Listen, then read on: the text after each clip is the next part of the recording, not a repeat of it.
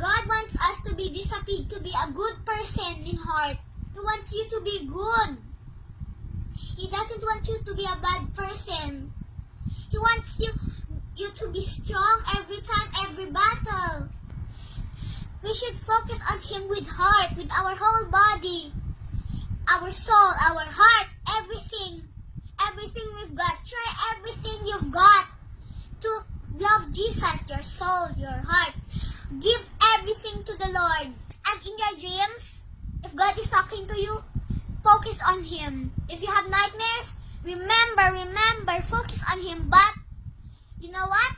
God is there every time for you. Every time, everywhere. Remember that. Don't be scared. When you're a Christian, you should not be scared. No, God's gonna protect you. But He uses things. Hold His hand so tight. You won't go away. Stick on Him. You have to share the word of God, but don't brag about yourself. Just remember that. Don't brag about yourself. You know, you should brag about God. Brag about God. Our God. So powerful. Remember that. In a blink of an eye, everything can change. We must share the word of God. God brought us here for a reason. We're born for a reason. You know what that reason? God gave us a mission. An important mission right here. Just imagine how good is God. Just imagine how good is God. God even gave us warnings.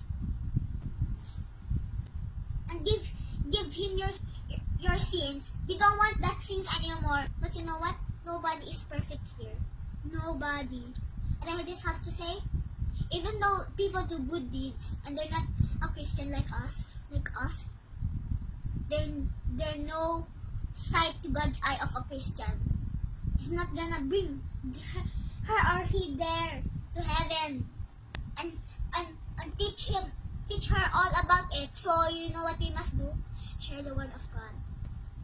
You know, it's an everlasting life. An everlasting life. Just imagine that. We know we're suffering right now, but don't give up. Don't listen to the enemy, what he's saying to you. He's injecting in your mind, pretending that he's the one saying that. But it's not. We have the Holy Spirit. So don't listen to him. You know what? We're gonna shoot bullets to him. Whatever your devotion is, shoot it to him. Shoot it so hard. We must share the word of God. We must show them how great it feels to be like this.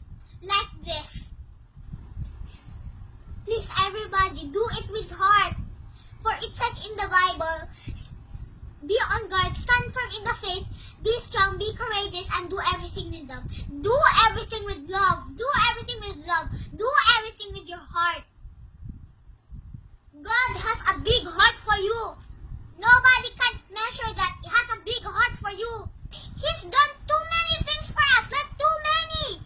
So you know what we must do? We must help him too. We must do his favors. He died on the cross for us. It's just like texting God when you're praying. That's the most important thing. Pray to your God. Pray. You know, sometimes when I'm praying, I'm just squeezing my hand. You know why?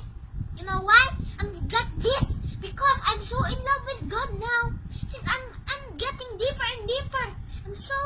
I'm trying to be connected with God. But just imagine this. You know what's the good thing I told about to my mom? That suffering, then being comforted for your eternal life.